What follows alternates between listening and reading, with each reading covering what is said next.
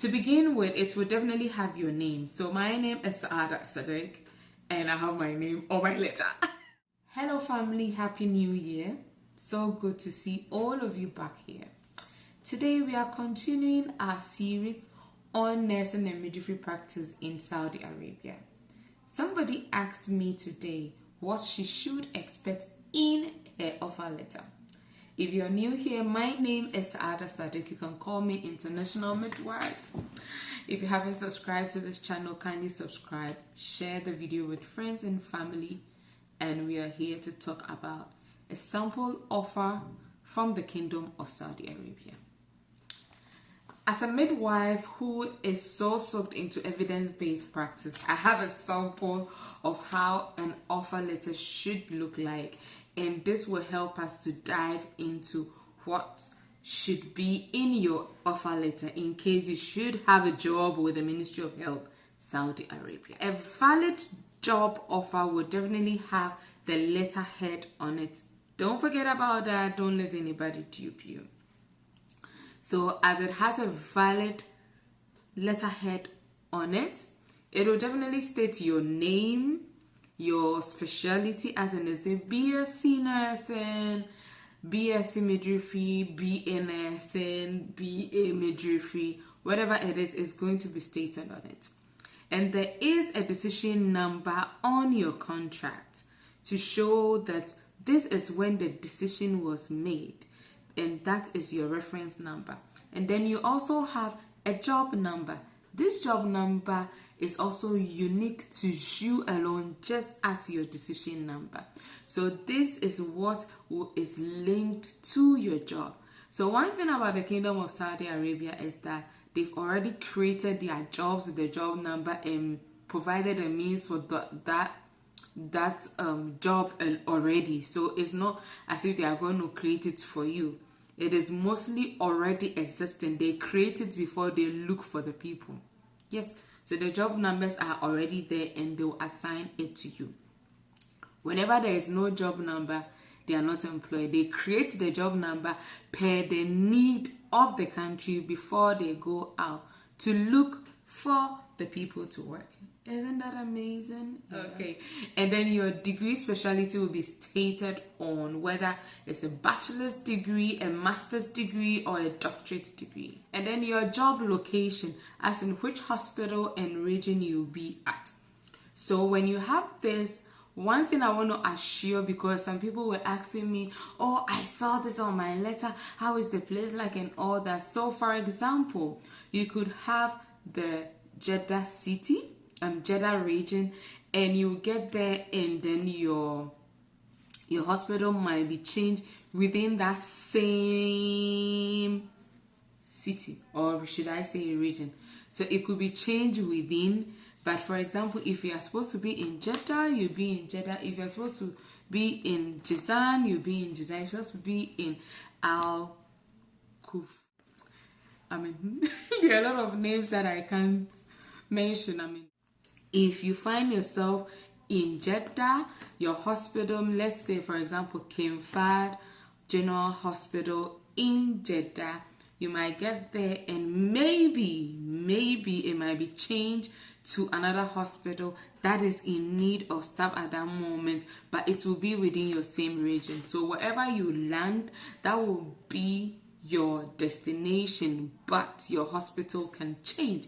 So kindly have that in mind and don't have a lot of expectations, yeah? Because some people will go googling and seeing how beautiful the hospital is and be looking at accommodation and all that, and then when they get there and they want it to take them to another place, they become distressed. Don't be, just relax.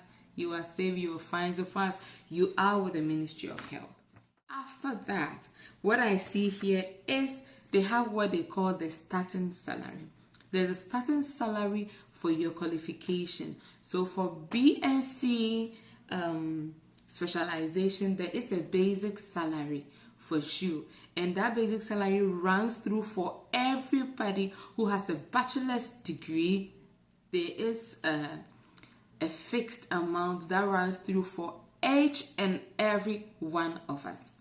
And then when you come down that table, it's a very nice table. The table will give you your basic salary, and then it will also calculate your salary per experience post BSc. Isn't it awesome? So it is calculated per each year. If you are from a developing country, if your experience is, for example, you've had 3 years experience in Canada, 2 years experience in Ghana, it will all be acknowledged in Saudi Arabia. You will have your 2 years experience salary calculated, and then your 3 years experience salary calculated from maybe Canada, as I mentioned. And then based on that, they will calculate all of it, and then you come to your basic salary. In Saudi Arabia, your basic salary is just as your take home. Tax-free salary, as I mentioned in my previous video, if you haven't watched it, kindly look for it and watch it. Salary is tax-free. So for example, if after all the calculation, let's say your salary is 5,900 SAR, that is the Saudi Arabia Riyadh, that is exactly what you're taking home. No deduction, no tax, you're free. Secondly, someone also questioned her offer because she thought she was going to see her accommodation, feeding, maybe transport and all that in the offer letter that she had. So one thing about the offer letter is when it's given to you, it is for you to accept and come. And then when you come, the hospital you settle in, the hospital has its own protocols according to feeding, according to accommodation, according to transportation. So based on what your offer is, when you come and you get to your hospital, it is your hospital that's based on the facilities they have, how resourceful they are, they would make you eligible to other allowances. For example, one of my ladies who is in Saudi had this offer, like her offer took her to a remote area where they rented a place for her and other colleagues from other places. So they are in their 4-bedroom apartment as midwives. Please, these are not doctors. They got it for them. The hospital is paying for it. And based on that, the ministry gave each and every one of them half of their basic salary. Yes, half of their salary to use to buy anything they need in the apartment. Meanwhile, in the apartment, they already have their mattress, the basic things that you need to feel comfortable. The AC is there, the fridge is there, but half of the salary was given to them to enable them to, to enable them to sort themselves out in case they need something they're not getting. And all. Your feeding, your accommodation will depend on where you are.